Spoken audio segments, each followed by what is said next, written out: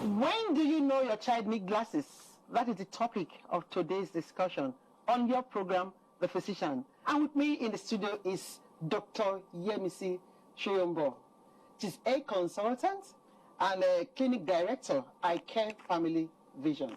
Welcome to The Physician. Thank you so much. Beautiful. Thank you so much for having me. So let's go straight on. When do you know your child needs glasses?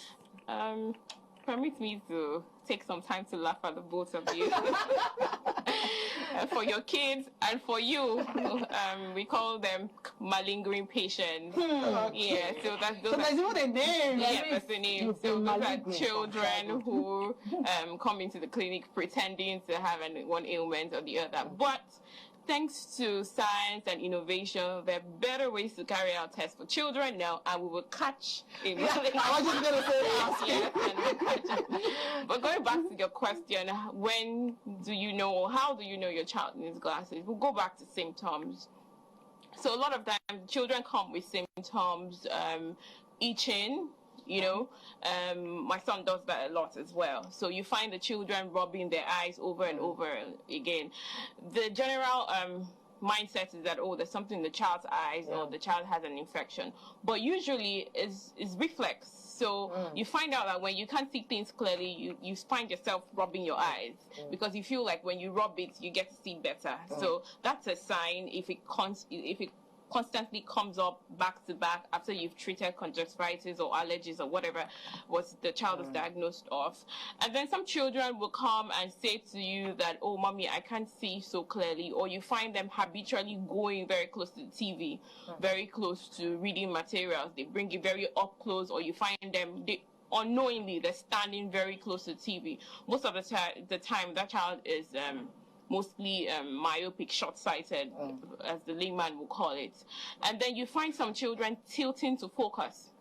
So they're trying to read something, and then you find them bend their head. You know, they're trying to make sure that the image falls on the right part in the visual system. That's also a sign. So consistently, you should take that child to see a doctor. One other sign is complaining of light sensitivity. So I've had parents come up and say, oh, my child finds it hard to focus, always complaining of light. The light is very distracting, the light is too bright. You should take that child. And then squinting, that's the last thing. Squinting. So you find some kids trying to focus, do their assignment, focus in school, focus at near or far, and you find them squinting to focus. So at that point in time, that child is squinting to get a better view of the image they're trying to focus at that point in time is a good time to take the child to the doctor. Unfortunately, in this environment, we have a bias. There's a mindset that when a child is wearing glasses, it brings a negative sign, or some parents will say, God forbid. Trust me, I've had also. It's too young. There's a mindset that there's an age range to when a human being should start wearing glasses. But that's false. And I'll advise that whenever you see any of these symptoms I talked about, it's a good time to take them to see an eye specialist. So, but these are when the child starts exhibiting these symptoms. Yeah. But for a mom or a teacher or even a guardian, before the child starts exhibiting, what are those things, or what is that thing you should That's a very good question, Dr. Mimuna. So first things first is we always advise at 6 months, take your child for the first eye test. 6 months? 6 months. So whether the child has any issue or not, just at 6 months. At 6 months, it's always a good time to do a review, to do an examination. There are several ways to have children tested at different ages. So at that point in time, you probably notice that the doctor would work with rays of light. I'm sure you're wondering, how is the child going to read ABC or look at the chart? Yeah, there's several ways. One major way is that we use the lights to find out if the child is focusing properly. We take it sideways and at different positions, movement. So light movement helps. After that, when a child's school age, so we look at child school age at 3 years. Okay. In this part of the world as well, we have children. They have children. Children start school pretty much early, but for educational purposes, Yes, we say 3. 3 years. At 3, Okay. most kids are starting nursery 1. Yeah. So at 3 years old, it's a good time to take the child. And you mentioned the teachers. I'd like to do a shout out to a couple of teachers. Teachers, they play a major role. I wouldn't like to. I would not want to put a ratio to it, but I can boldly say about 60% of the time, when toddlers, preschoolers come into the clinic, the teacher has noticed something. So the teachers notice earlier than the parent. We started from 6 months, we have 3 years, and then afterwards we'll say about 5 years. Okay. However, from 5 years upwards, we'll say annually, you know. Okay. Just a routine check, just like we always advise. Preventive health in our own case is saying have your children going for an eye test regularly, aside from the symptoms. I also forgot to mention headaches. Children will most likely not define their pain as headache.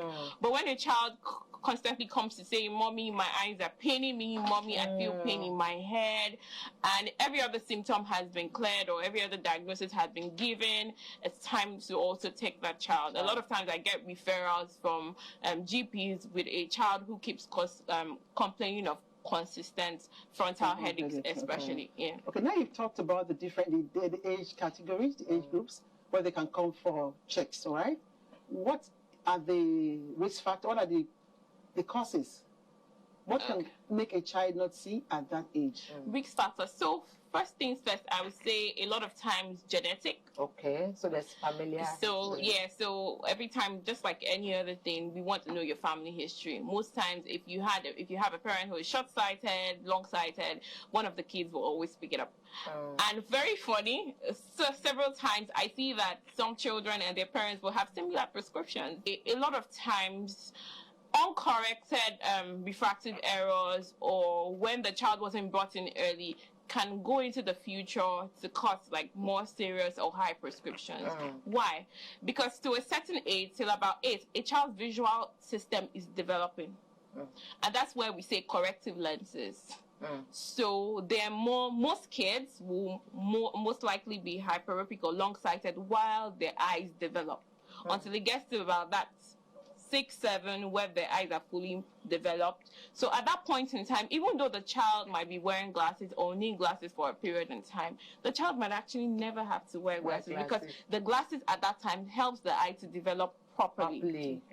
You know, so that alone can also be a risk factor as regards to genes. And then trauma. At the point where I was working in a tertiary facility, I spent a lot of time there. We had several cases, unfortunate cases from trauma. So blowouts, issues. There's a very unfortunate case of a child, what's this game? You know, and and he used his compass and that. So injuries of any kind can cause refractive error or would lead to a child needing prescription lenses as an aid to improve their vision. And then any other thing happening at the back of the eyes, that's where we call the fundus, the retinal area. There's some form of scar, mostly congenital at that point in time. Lenses that would help and aid the child's vision. So, what was the role of eye patches though? Like when my child was born, when I had my baby, we started with eye patches. But that was hell. That was hell because he was always taking them out. He wasn't interested. Wow. So the doctor said, the doctor said no, it needs surgery. Mother, no, it's too young for that. Okay, what about the glasses? He said no, you will be breaking it but he said they are the ones that can easily break. So what was the role of the eye patch? Like she rightly mentioned, there are better ways of patching. They're different. In fact, sometimes right now we use eye drops. and tell you to go. The eye drops will last for a few days, and then it does what we need to do by reducing vision on one eye. So going back to why the importance of patches, that's where it goes to something we call amblyopia. Amblyopia means lazy eyes. Lazy eyes? Yeah. That's I don't have lazy eyes. I've been suspecting lazy eyes. Lazy eyes. I'm not lazy. I'm not lazy. My eyes are not lazy. Sometimes coming from misalignment, the ones we call half pass, or it's a bit of squint, a bit of strabismus. Sometimes you realize that one eye sees way better than the other. I always like to tell people that the eye is just like a camera. The brain helps us perceive vision. The eye is the medium, So every time light goes into your eyes, it sends messages to the retina, and then lets your brain perceive it as vision. I know you have a whole lot to tell us, because your probably said the eye is like the camera. Of course, you can see it's really very interesting. We'll be right back after this short break.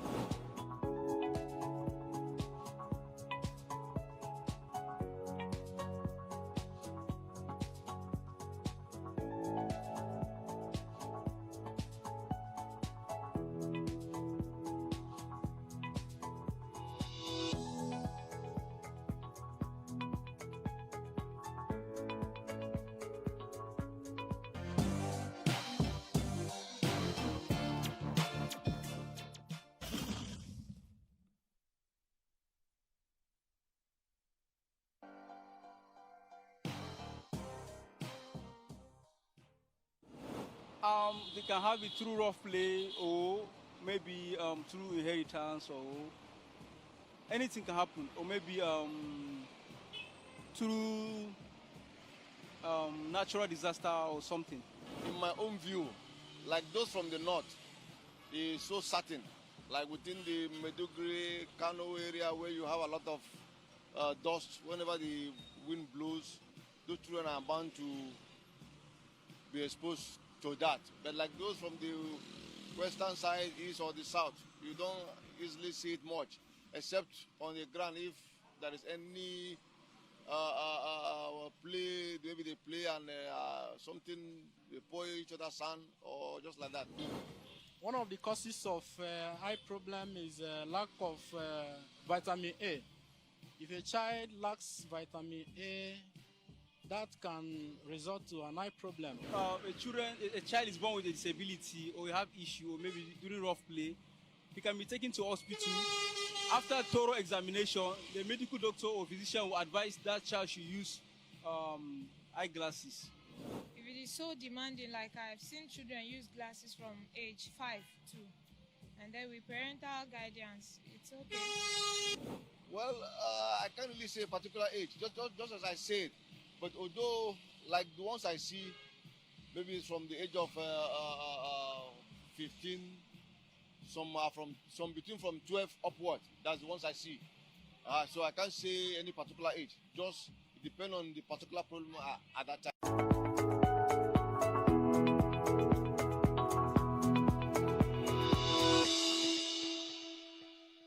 We'll be talking about when do you know that your child really needs glasses. And we have actually been discussing with a very seasoned professional, Dr. Shoyombo.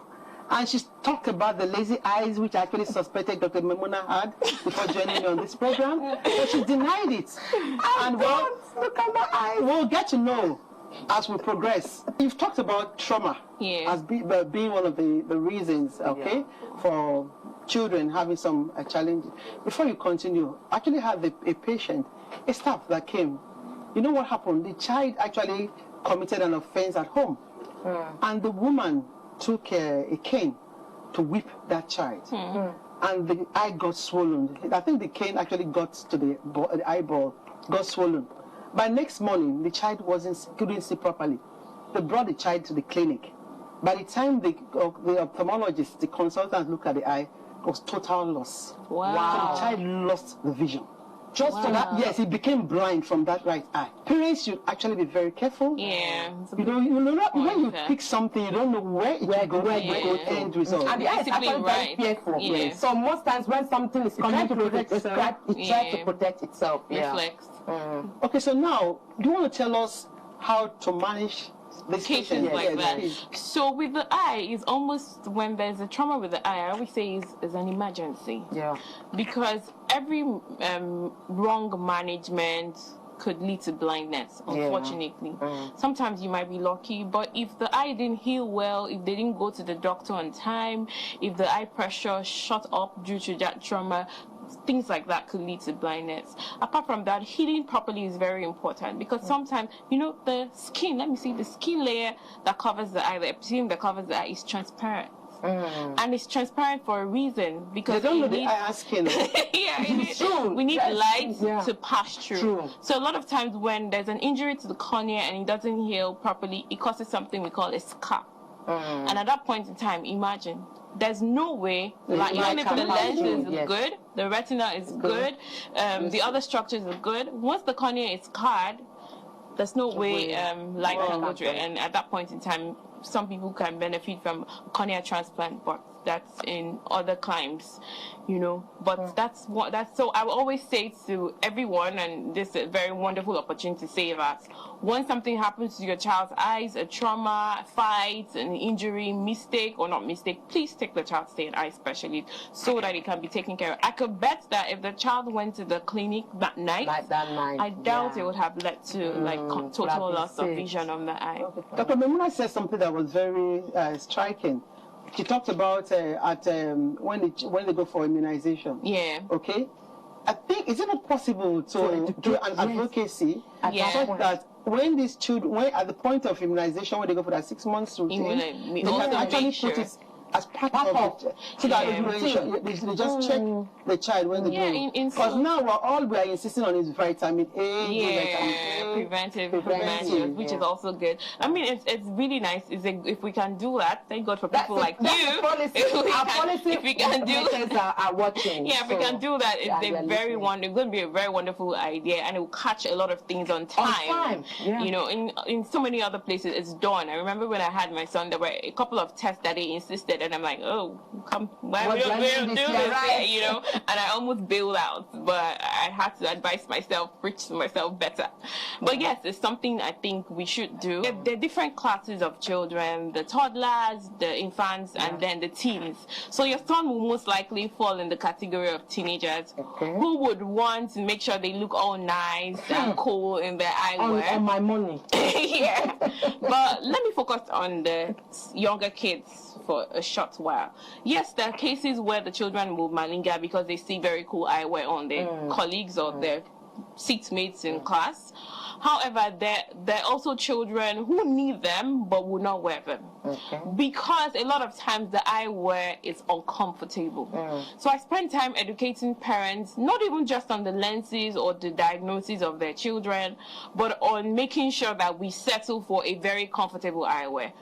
I always advise no metals. A lot of children will react to the metals, and they're better designed, like scientifically designed eyewear in the market now for children, for infants. There's silicone, there's plastic, there's soft plastic, there's plastic that can bend, I won't want to advertise the product, but there's a product that is known all over the world right now for children. You can bend it to any way you like, and it stays comfortably. It's cost effective. And one other thing that makes the children comfortable are the nose pads.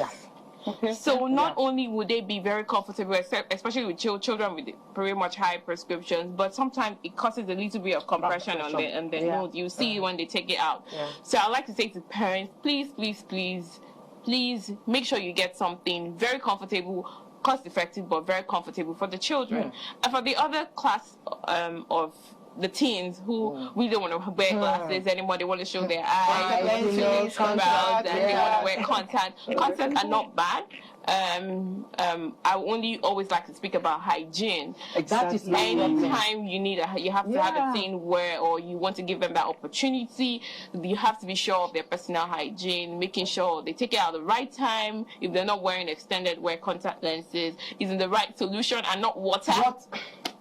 Because for the contact lenses, wrong usage will lead to an eye infection. First things first is the keratitis, so an infection in the cornea. So I always like to say, if you need to let them graduate, for lack of a better word, into contact lenses, we have to really always educate them, washing their hands, putting it in, hygiene, good hygiene, and they'll be fine. Thank you so much, Dr. It's been nice having you on our program.